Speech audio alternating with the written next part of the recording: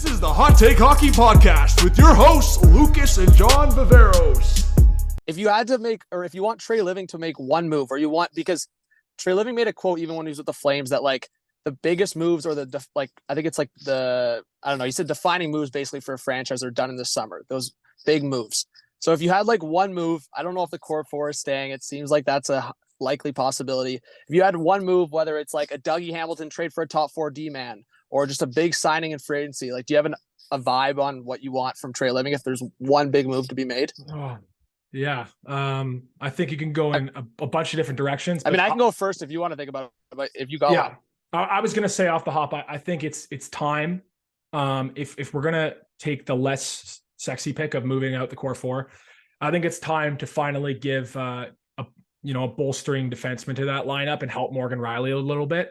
And so I would say a guy, I don't know exactly who right now at the top of my mind, but a big presence in the top four, a mainstay in the top four that really cements your defense to make it one of the stronger ones in the Eastern Conference. And I think that Morgan Rielly, obviously throughout his tenure with the Leafs, hasn't had that presence. I think the best defenseman he's probably played with is Brody. It'd be nice if he had someone closer to his skill level, maybe complimenting him in a different way, maybe more in the D zone. But I'd say a big top 4 defenseman. What about you? Yeah, I'm with you, man. I was actually looking over like potentials today. So like defenseman's definitely my vibe.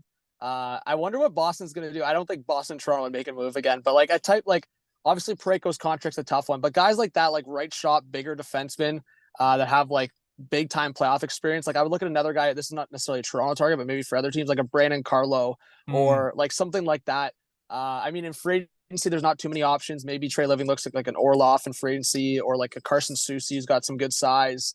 But man, my move, and I don't know if I might make a video soon about it. I don't know if Treliving calls his former team in Calgary and sees one of those pending free agents in like a Lindholm or Toffoli or something. But in terms of center, my big move this offseason, and just in terms of setting guys up for success, would be getting a big time center.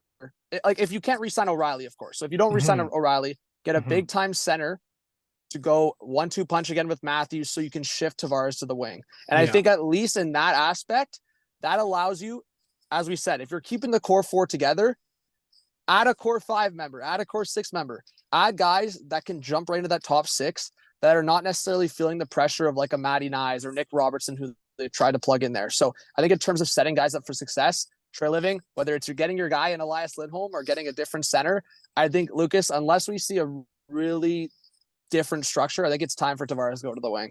Yeah, and I think just piggybacking on that, if they are to make a move like that, that probably is the easiest type of move to move a core 4 member in order to recoup that centerman back.